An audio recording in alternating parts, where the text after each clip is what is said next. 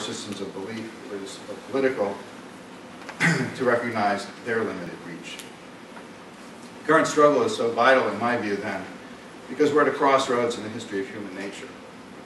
Huntington's thesis does not have to be true, but it could become true if we fail to engage in the kind of interfaith and intergovernmental dialogue that we're having here today. 21st century terrorism is different in kind from the atrocities of the past, if only because the stakes, nature, and survival of civilization itself are so much higher. In the grand scheme of things, we haven't been here that long, and we will not be here much longer. We're too far advanced technologically. The fundamentalist patterns of the past continue. We owe it to the people we've lost, to our ancestors, to our children, to ensure that the American dream survives, that interfaith dialogue is conducted at the highest levels, so we can move beyond an age of terror to a new paradigm of self-awareness of our limitations.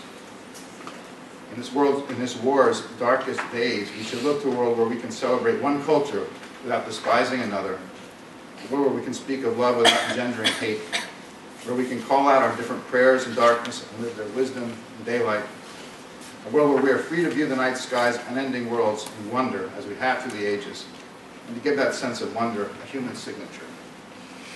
For above all else, this was utterly transformed in the morning of 9/11.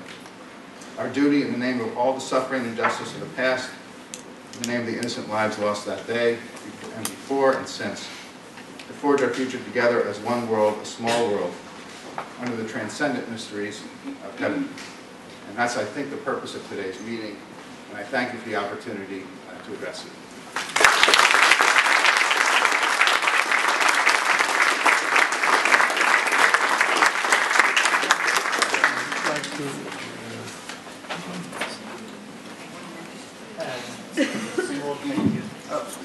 Small? Thank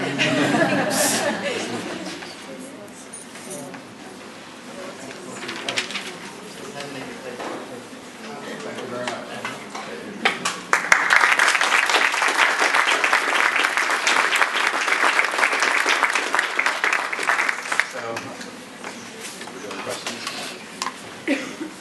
So if there are any questions, we have about